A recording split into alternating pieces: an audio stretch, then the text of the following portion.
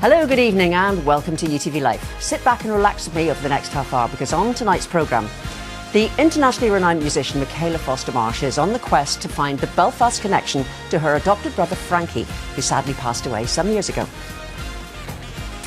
Now, all her life, Michaela Foster-Marsh longed to know the truth about her brother Frankie. They were born weeks apart to different mothers. But when Michaela's parents adopted Frankie, the two babies formed an unbreakable bond which would last their entire lives together and beyond. Michaela, thank you so much indeed for joining me this evening. This is an amazing story. But before we chat about Frankie, I have to recognise your music, which has been featured in the likes of Dawson Creek, etc. But you were the last person to sing for Her Majesty the Queen. I was indeed. What a special moment. Yeah, it's very deeply honoured and humbled by that experience. I never expected that. And it was in Balmoral? Balmoral Castle, on the grounds of Balmoral, and I was literally as close to her, singing to her as close as you are to me today. Oh, how special. I mean, I'd say I could do the entire programme on your story, but please tell me about Frankie and your connection to Frankie. Well, Frankie, he was actually conceived here in Belfast, and his parents were Ugandan students. So I had to kind of come back here as part of my journey to uncover things about Frankie's past and why Janet, his mother, would leave Belfast to come to Scotland to have the baby in secrecy. And you've had that whole connection because he became your adopted brother. He was my twin. Yeah. I mean, we were pushed around Glasgow in a twin pram. And yes, caused a wee bit of hilarity. I bet. You know, people just, it was really one of the first transracial adoptions to occur in Scotland. So, and I think, you know, my parents were very brave at that time, you know, to do that. And Frankie never knew much about his background. He knew nothing about his family at all. There was a folder, we had some information, but he didn't want to know. When we were about 10 years of age, my father opened that folder and Frankie didn't want to know. At that stage he didn't. It wasn't until just 6 weeks before he died that he said to me, "I'm ready, I want to know now about my family in Uganda." And for whatever reason, that journey had been left to me. And because so sadly when he was ready, his life was tragically cut short. Yes, 6 weeks after that conversation, he very tragically died in an accidental house fire. That must have been, I can't even begin to imagine what that was like for you. It was a huge trauma and such a deep loss. The connection with Frankie now, like you say, it was so strong. And you just, you know, I didn't think I'd ever recover. And you don't ever really recover from something like that.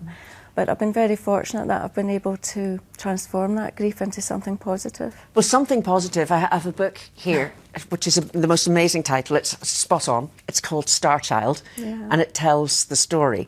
But you're creating a documentary as well, and you want to know more about... it's Janet Wevugira?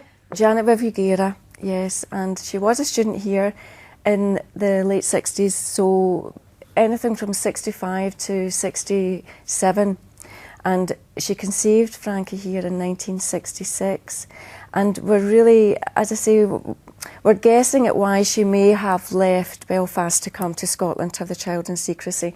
Obviously, there was issues with illegitimate children and being black and, you know, being away from home. We just don't know the full story of Belfast. Yeah. And really, I'm here to do a bit of research and find out. We're not even sure who the father is. So we know he was a Ugandan student, perhaps a medical student here, and we're just trying to get some leads. And we've got your full story. We're putting a lot of the story on our website, which people can go to and just look for Frankie's story. So if anybody wants to get in touch, how can they get in touch with you? They can get in touch through starchildcharity.org. Info at Starchild Charity. I'm very accessible online, so they can certainly reach out to me through the charity would be the best route. Because the route has also taken you from Glasgow to Belfast, but Uganda as well. That must have been an amazing connection for you. I mean, as if I wasn't overwhelmed enough that I was in Uganda for the first time within 2 weeks. I found myself sitting there with Frankie's brother. Wow. Who not only looks like him, but he has the same name. But Frankie never knew about it? Frankie never knew, and they didn't know. So it was just so much serendipity so many, whatever you want to call it, God incidences, whatever. It was just miraculous how I found that family, and of course all of that's in the book. But for me I didn't go there to find the family, and 18 years after his death, I uncovered this, you know. And you've been helping, you've set up charitable aid for the Ugandan people in the family. We set up a school for creative arts because that was my background, was the arts, and I felt it was really lacking in Uganda. And so we set up a school for creative arts, and now we've built a centre for autism and disabilities in memory of my partner Ronnie, who died. It's just such an amazing story, and as I say, I could talk to you about it for the entire programme. Coming out of this, obviously the bond between you and Frankie, and I just wanted to touch very quickly, when you two were growing up, because you look different, but in your hearts you were never different. No. I never saw his colour. That he was my first memory.